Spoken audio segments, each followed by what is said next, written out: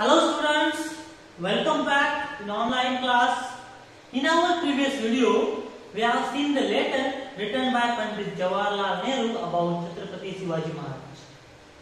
Today we are going to start our first lesson, which is Maharashtra before Shivaji Maharaj. So how was the Maharashtra before Shivaji Maharaj? Who were the people ruling over Maharashtra? This all we are going to learn in this lesson. So dear students, as you all know, Chhatrapati Shivaji Maharaj was a great man and he was a great king. He was born on 19th February 1630. His birthplace was Shivneri Fort, which is in Jundar. Okay? So Chhatrapati Shivaji Maharaj, before him, how was the Maharashtra? Before his birth, how was the Maharashtra? That we are going to learn in this lesson. Still today, we remember Chhatrapati Shivaji Maharaj. We celebrate his birth anniversary with great enjoyment.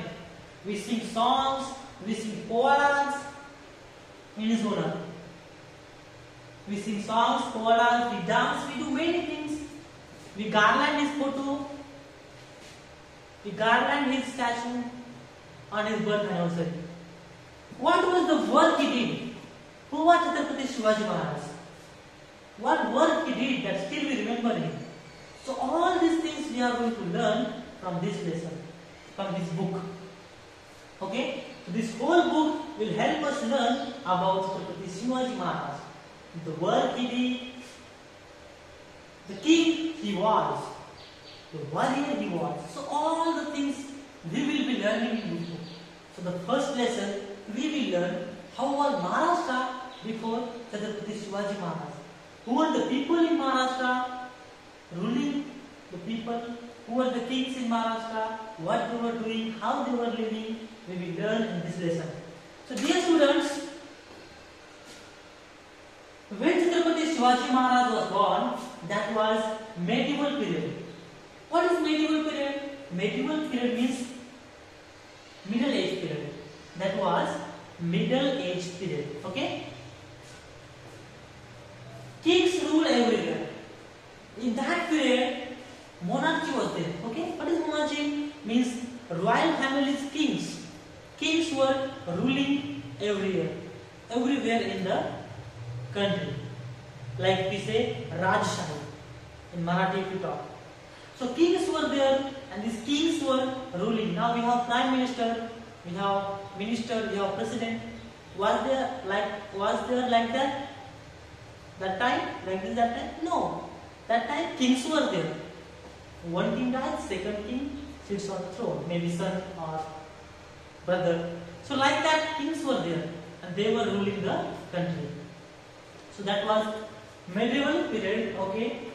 Many kings pursued their own pleasures and enjoyment instead of the welfare of their subjects or people. There were many kings who were ruling the countries. They were pursuing only for their own benefits. They were kings for their own pleasures. They were kings for their own enjoyments. They were not thinking of their people. They were not doing anything for the welfare of their subjects, their people, their kingdom. Just they were enjoying their own life. So some kings were like that. Okay? They just pursued their own pleasures. They harassed many people. They killed many people without anything, just without reason, just for their pleasure. So these people, they were not thinking about the subjects, about their people in the kingdom. These kings were just thinking about themselves. But even at that time, there were some kings looked after the welfare of their subjects and people. Even at that time, these kings were thinking about only themselves. But there were some kings who were thinking about their people. There were some kings who were thinking about their people. They were not only thinking about themselves, but they were thinking about their people, their subjects. Still they are remembered for their benevolent rule.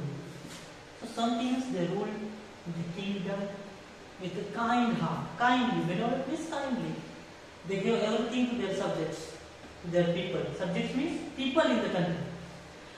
So these things are still remembered by us because of their work, because of their ruling system, how they ruled the people, how they took care of their people. So who are those kings still remembered? So among them, one is Mughal Emperor Akbar of North. He was Mughal Emperor of Akbar. He was also a very good king. He was always taking care of his people. He was looking after his people. He was not harassing them. He was not troubling them.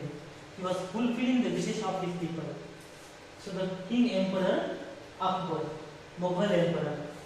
The next one is Emperor Krishnadeva of Vijayanagar in South. Krishnadeva also was a very kind-hearted king.